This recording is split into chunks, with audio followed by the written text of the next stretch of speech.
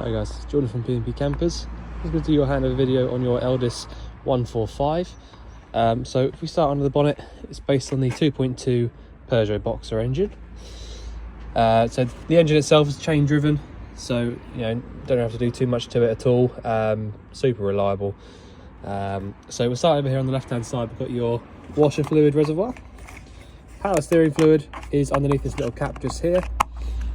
Your engine coolant sits in this big one at the front, and your brake fluid is attached to the servo in the reservoir just there at the top.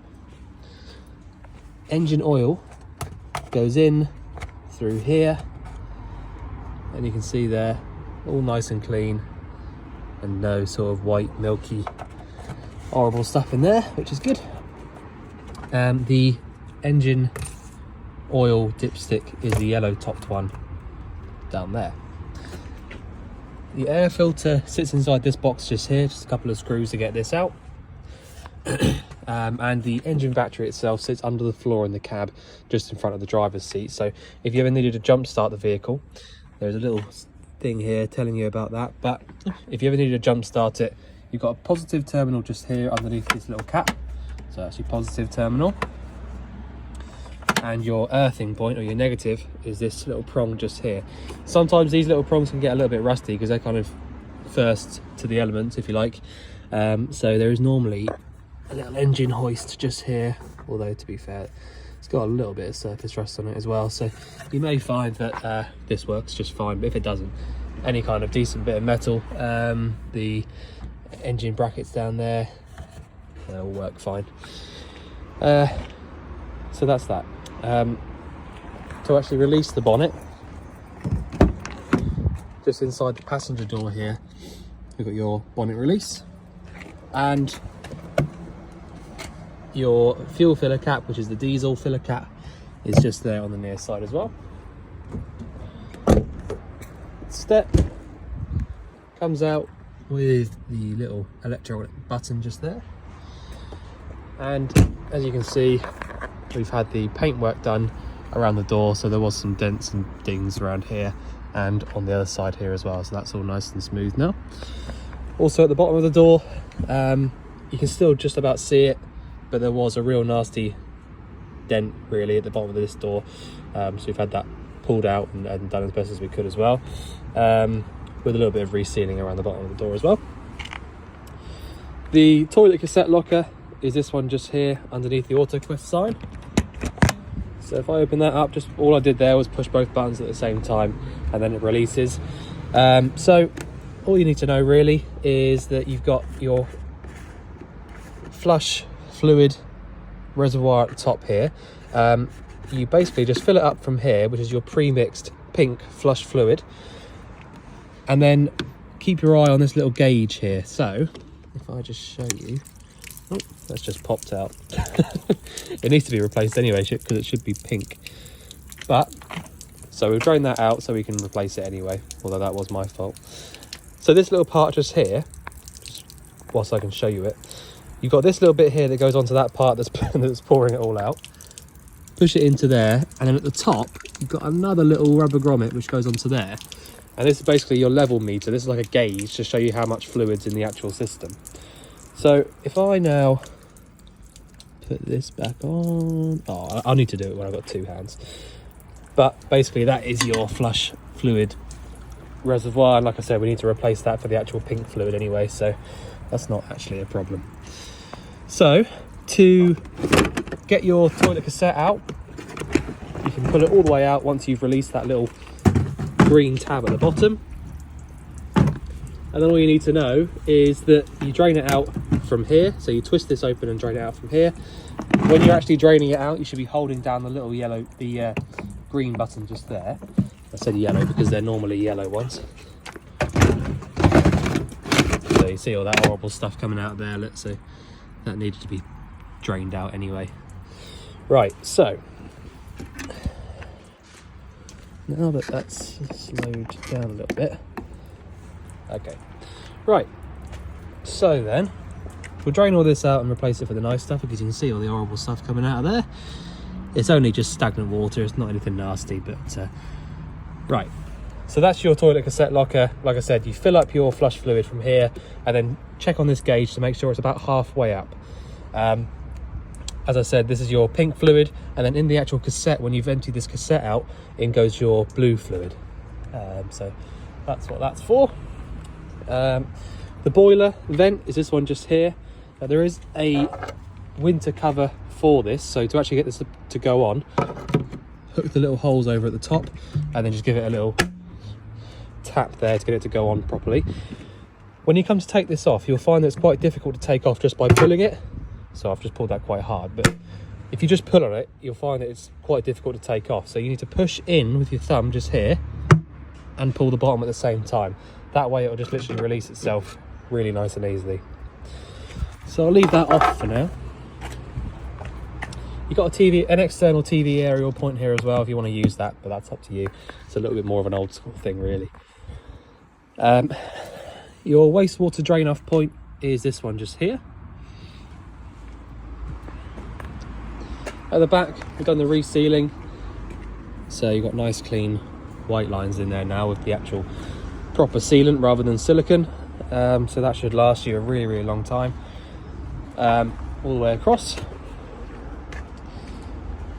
Gas locker on this offside here at the back. So you have got space in here for 2 of these 6 kilo propane bottles. If you wanted the 2 of them in there. So all you need to know, if I'm honest, is when you come to replacing this hose, you undo this little bit just here, take that off the bottle, pop it onto your new bottle and tighten it up, and then you are literally good to go. It really doesn't get any more simple than that. That's nice and easy. To turn the bottle on, go anti-clockwise around to the left, which lifts this little dial up, and to turn it off, we go clockwise around to the right, which basically pushes the dial down. The next cupboard just here is your sort of 12 volt 240 volt cupboard. So this is your nice big leisure battery just here. So basically the leisure battery there powers anything at all that works by the 12 volt inside the vehicle. So that'll be your lights, ignitions, pump, all of that sort of stuff runs directly from here. And the hookup cable just here, which you can see I've got plugged in, is basically just to power up the battery charger, which charges up this battery, and also anything that's 240 volt powered, essentially. So if you can have the hookup plugged in, that's, you know, really, really helpful, because, you know, having that plugged in does mean that your battery is constantly topped up and you haven't got to worry about battery drains and things like that. So having that plugged in is really helpful. The Eldises and Autoquests and things like that do have this really nice little sort of feature on there where you can have the cable plugged in, and if you see, there's a little sort of piece cut out of the cupboard there, so that means you can actually close this cupboard all the way up and lock it with the hookup still plugged in. So that's what that little cut out there is for. You've then got your 2 fridge vents just here, and don't worry, we've not cleaned the outside of it just yet. But we've got 2 fridge vents just here. So if you've got the fridge lit up on gas like I do at the moment, you can put your hand over this top right hand side and feel nice warm air coming out through there, and that just proves to you that the fridge is definitely lit. Freshwater drain off point is this one just down here, and your freshwater filling point is this one. So I will show you on the inside, we've got a couple of there's a bag of sort of fittings and things in there, which I'll just run you through when we get there. But basically you plug your fitment onto there and then you just drop it into the tank of water that you've got. So you roll away fresh tank, pop it down here and plug it in. It really is as simple as that. It's the same idea as a lot of caravans use this system. It's a whale system, but yeah, that's all that's for. In the cab, we've got a nice spec in here really. You've got the steering wheel controls, so you've got mute, up and down on the volume. You can change the source, skip, and all that sort of stuff. So that's all your steering wheel stuff there. You've got your indicators and your lights on this left-hand stalk here. Washers and wipers on the right. You've got electric adjusting mirrors, so you can just basically choose which mirror you want to move from here, and then just move it as a joystick, just to move it wherever you want to. And your electric windows, obviously.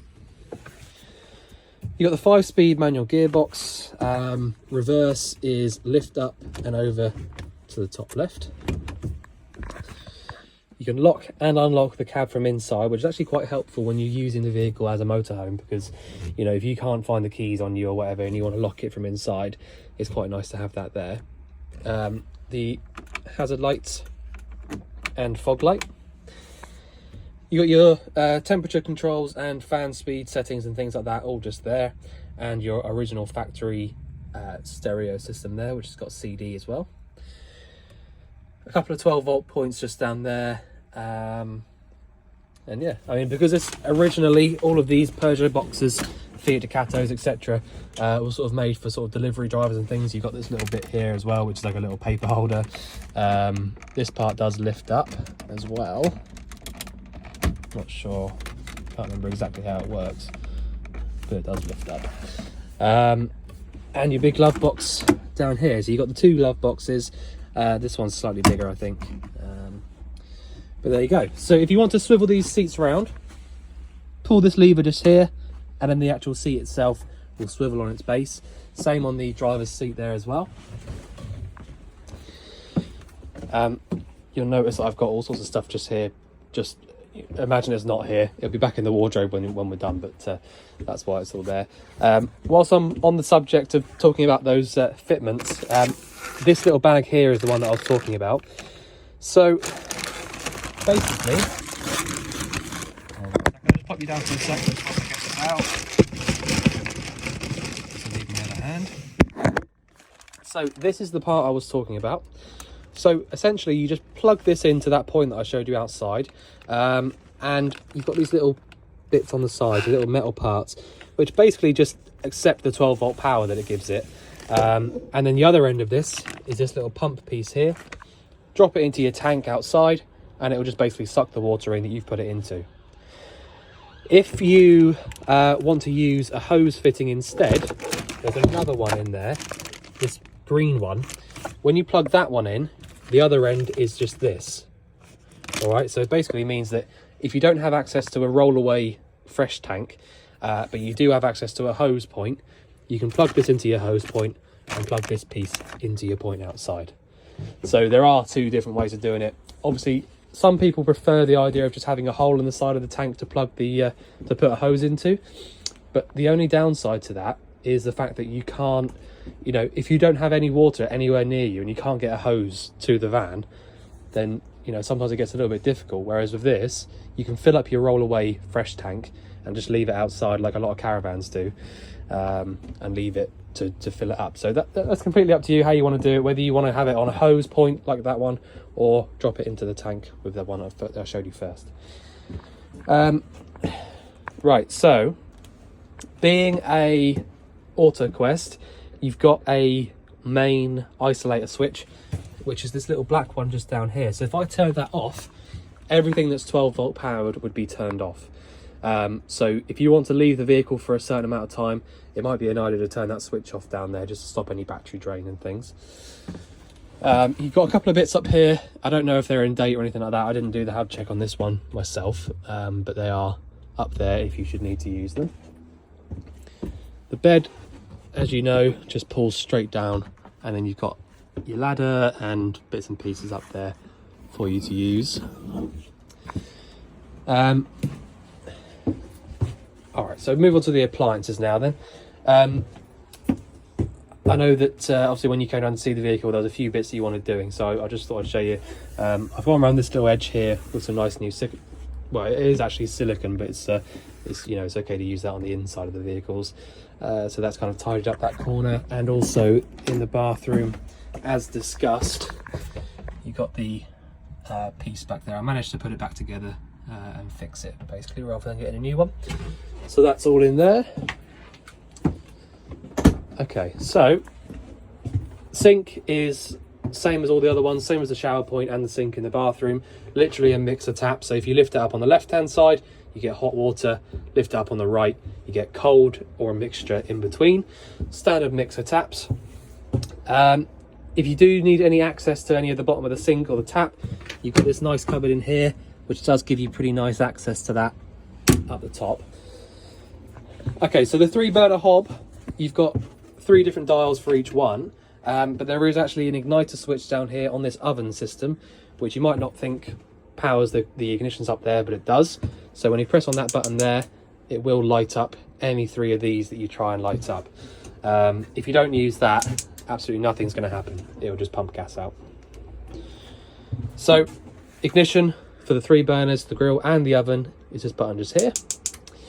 Obviously all the thermocouples, flame failure devices have been double checked and made sure that they all work. So that basically means that if you lit any 3 of these up, or in fact any gas appliance in the entire vehicle, if you lit it up and the flame got blown out, the gas would stop itself, essentially, is what that means. So they've all been checked as a standard safety feature on any gas appliance.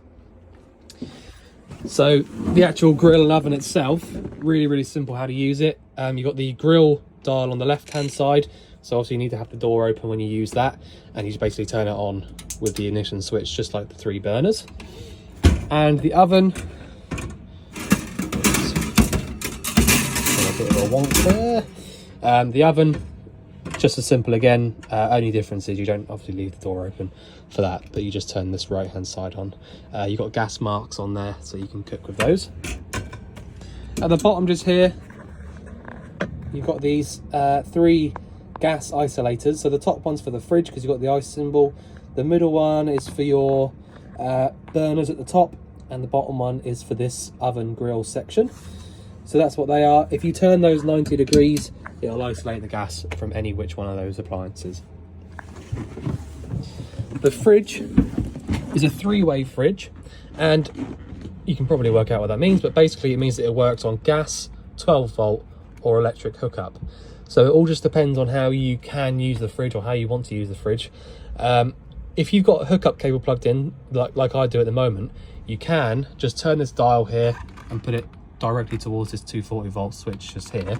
And essentially what will happen is it will take some power from that mains cable and just keep this fridge cold.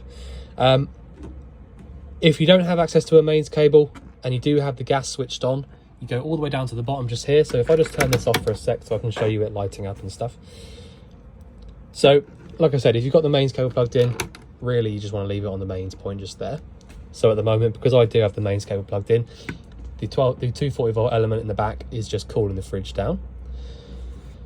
If I didn't have that though, I would switch the gas on. So I go down to the gas symbol, and then all I would do is push in on this dial just here whilst pressing this piezo igniter. All right, so that's the igniter for the fridge. So push in on this one and this one at the same time. I'm just watching this little dial here. Right, so if I just, a little bit awkward with one hand. Okay, right then, so you can just about see the little orange dial is just making its way up to the green now.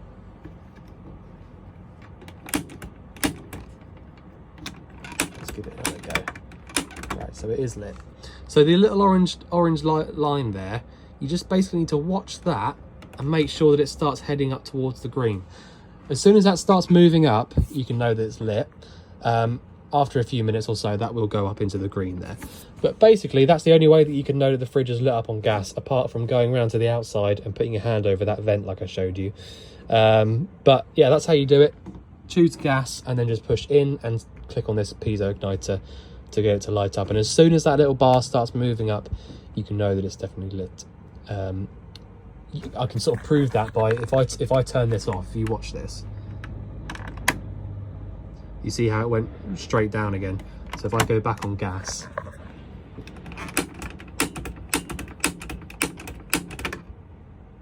there you go, it is lit. They're a little bit awkward to sort of work out how they're working, but you'll get the hang of it pretty quickly.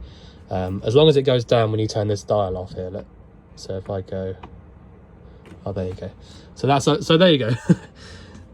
When you wiggle this dial around a little bit, you'll find that it goes up into the green properly. But when I turn this off, if you watch, it goes right down again. So that's how you use that. So either the gas or the mains point just here will get the fridge cold by itself. That's the only 2 ways that we'll actually get this fridge cold by themselves. Once you've got the fridge cold, you can switch it over to this 12 volt one here. So the 12-volt one there only works when your engine's actually running, and all it actually does is hold the temperature that you've already put into the fridge. So for example, if you're going to go on holiday tomorrow morning, I would definitely advise you plug a hookup cable into the vehicle the night before and put it up here on the mains overnight, so that anything inside the fridge and the fridge itself will be cold by the morning. And then all you have to do before you start driving off is just switch down to 12 volt and then head off. When you get to where you're going and you park up, switch back over to either gas or the mains, and that's it. That's all you have to do. Just leave it, and you'll have you have a cold fridge. The reason for that as well, by the way, the reason for the 12 volt only working when the engine's running is because you've got something called a split relay.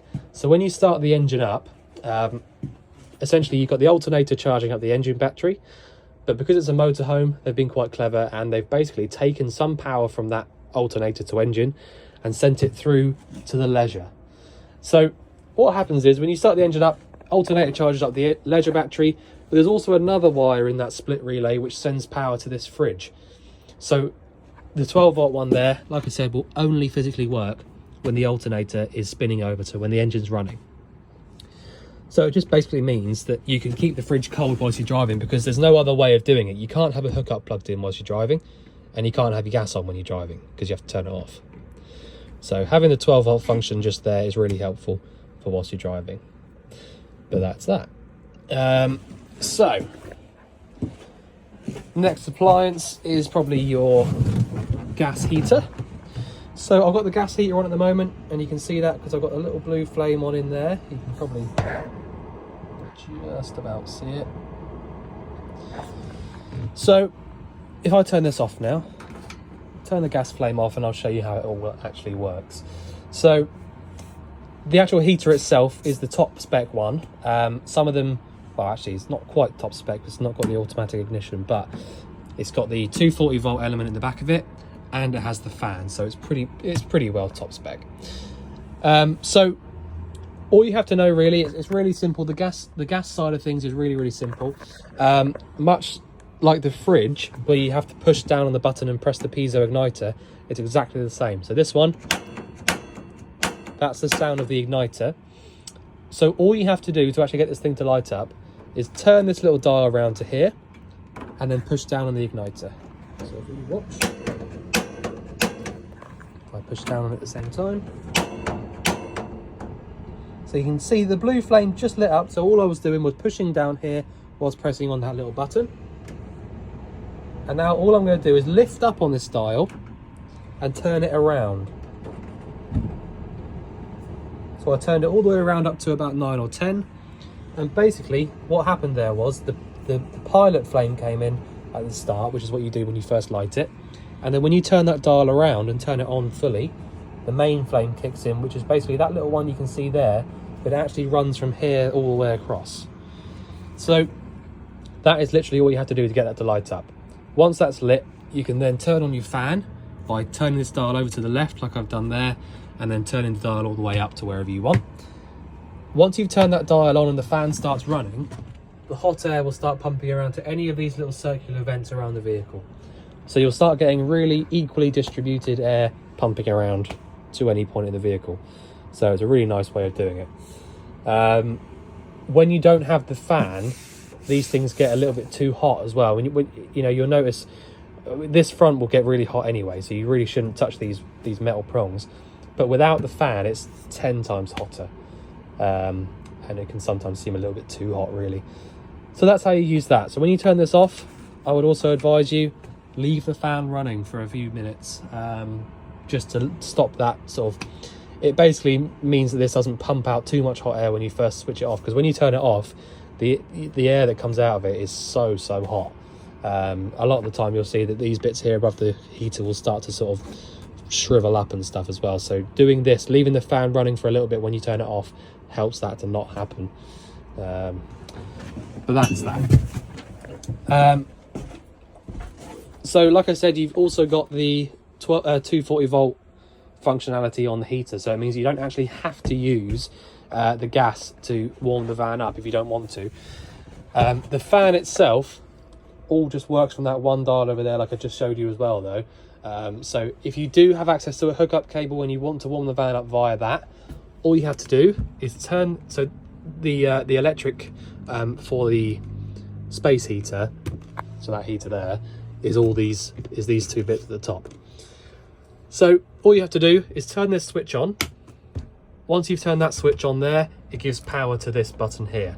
So I can either choose 500, which is basically 500 watts, 1000 or 2000.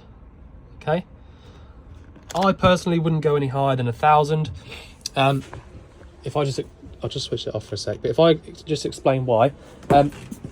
So you've basically got, because there's 500, 1000 or 2000, you've got to sort of think about it in regards to amps. So if you were at a campsite and you were plugged into a 10 amp pole, you can only basically use 10 amps inside the vehicle. So when you're on 500 watts up there, you're using about 2.2 amps of power. When you're using 4.4, you're on about 4.4. When you're on 1000, you've got about 4.4 amps being drawn, and when you're on 2000, you're about 8 amps or 7.5. All right, so if you use 2000 and then turn on your 240 volt water heater, which I'll get to in a minute, you're probably going to be going over that, that 10 amps outside, and you'll trip the pole that you're plugged into. So in other words, if you use 2000 and you're at 8 amps, you've only got 2 amps left over to use. Whereas if you're on 1000, or even 500's enough to be honest, but if you're on 1000, you're at 4.5 amps, and then you can use that. You can use your fridge on mains. You don't have to worry about the excess power. So that's all I'll say about that. You can use 2000 if you want to, if you've got nothing else turned on. But just be wary of the amount of amps that it uses. I would just stick to 1000 if I was you. So like I said, that's all you have to do. Turn this switch on there, and then just switch this one around here to whichever one you want, either 1000, 500 or 2000. Switch this switch off just here when you finish with it. This button just here does the lights in the bathroom, I believe.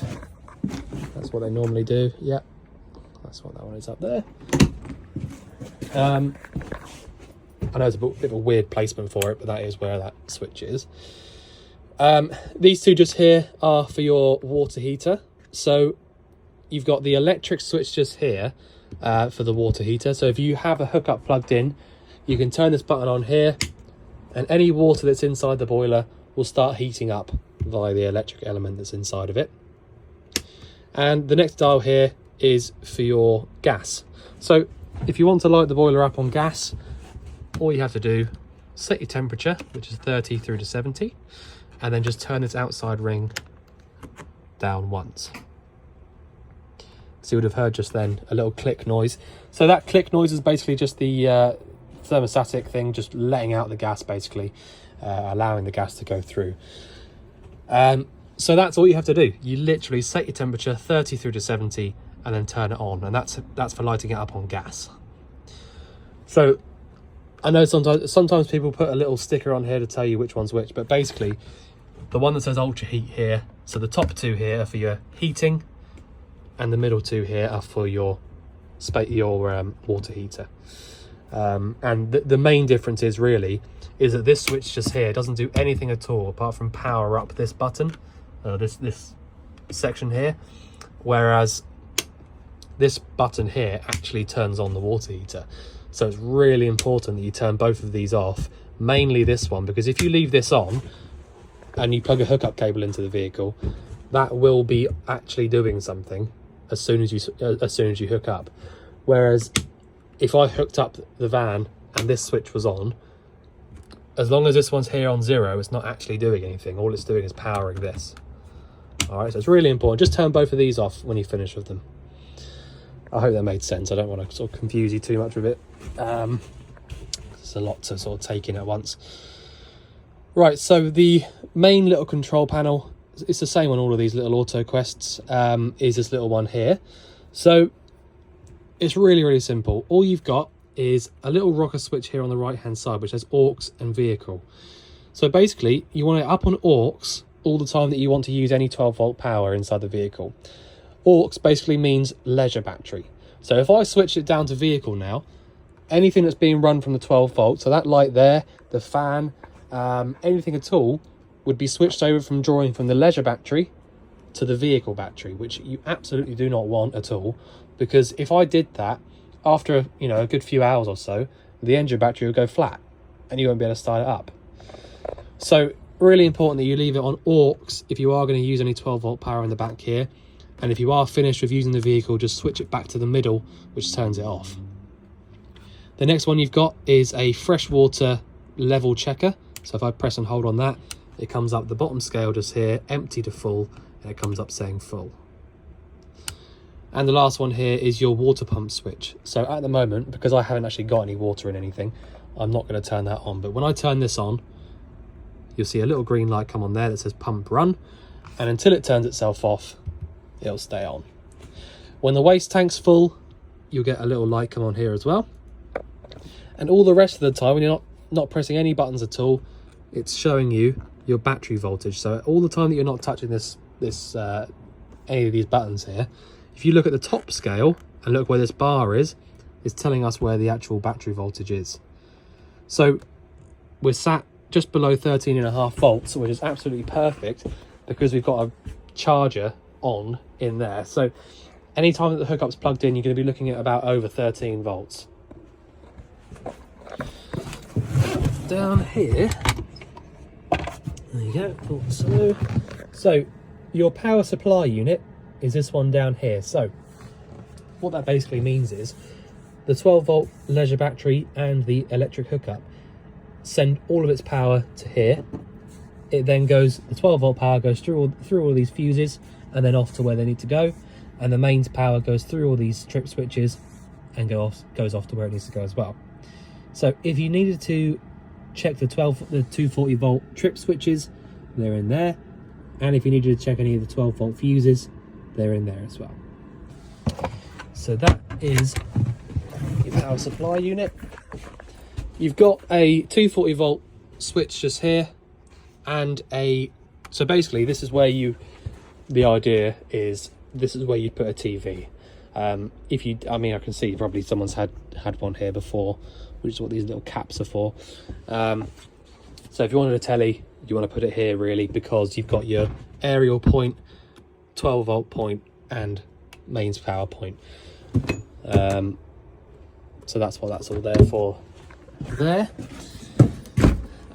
In the wardrobe, you've got your TV aerial and TV aerial booster. All you need to do to actually get the booster to turn on is turn the little switch on in there, and then you'll get your little orange light there. A couple of things to point out in here. I know that it's covered up in metal, so you can't really go too far wrong, but this pipe here behind this metal shrouding is the pipe for the exhaust for your heater. So make sure that you don't touch, make sure you don't touch that, basically. It's going to be hot. I've left this, I'm just going to turn the fan off now because that's long enough. I've left this cover off here. That's the reason why I've taken all of the stuff out of the cupboard, so that I can show you the boiler and the boiler drain. So this is what the boiler looks like. It's a 10 litre boiler, so 10 litres of water goes into that before it starts heating up. To drain the boiler out of all of its water, you've got this little dial here, or this little button here. So in the position it's in now, so laying down flat, that will basically drain keep all the water inside the boiler. Okay, if I lifted it up, any water that's inside the boiler will now be draining out onto the floor. So I'm going to close that back over. So the only reason that you would ever do that is if it's going to get so cold outside that it's probably going to freeze inside the boiler, then you would drain that boiler out. There's not really any other reason for you to do it, to be completely honest, because if you drain the boiler out of water, then you can't you shouldn't light it up. So only do that if you think it's going to get freezing cold outside. And also, if it's going to get freezing cold outside and you're using the van, it really doesn't matter. You can just leave it closed and fill the boiler up, because all the time that you're in here, it's going to be warm enough not to freeze. It's only really if you're going to leave the van in storage for a little while or something, for example, then just drain the boiler out so that you don't get anything freezing up. And also, just to explain, if the reason you should drain it out in the winter and stuff, if you're not going to be using it, is that any pipes like these that are attached to the boiler, you know, they go off there, go all over the place. If they're full of water and they freeze, they'll expand and crack, and you just get leaks all over the place, basically. So that's why you would do that. So that's why I've left that open, just so you can see all of that. And the last bit really is just showing you in the bathroom. So like I said, all the taps in here are exactly the same. So you just literally got hot and cold mixer taps. And the sink is just as simple. The only thing I think I actually need to show you is the toilet. So it's a bench seat toilet, and it really is as simple as open that one there to open into the cassette, and press this button here to put your flush fluid around. So it's not going to do anything at all at the moment because I've got no flush fluid, obviously, as you saw at the beginning. But just press the button there to get the pump to run, and that'll pump your flush fluid around. Close that flap back over again when you're finished. But yeah, that is honestly as simple as it gets. So hopefully you're happy with what we've done here. I managed to fix that piece, like I said. I know it was all broken up, but I've basically, underneath it, I've fiberglass repaired it so it won't break again. But that's that. Okay, so I think I've shown you everything I can in here. If there is anything else you think I've missed out, or anything you want going over again, just let us know. But otherwise, I look forward to seeing you soon to collect your van. Thanks very much.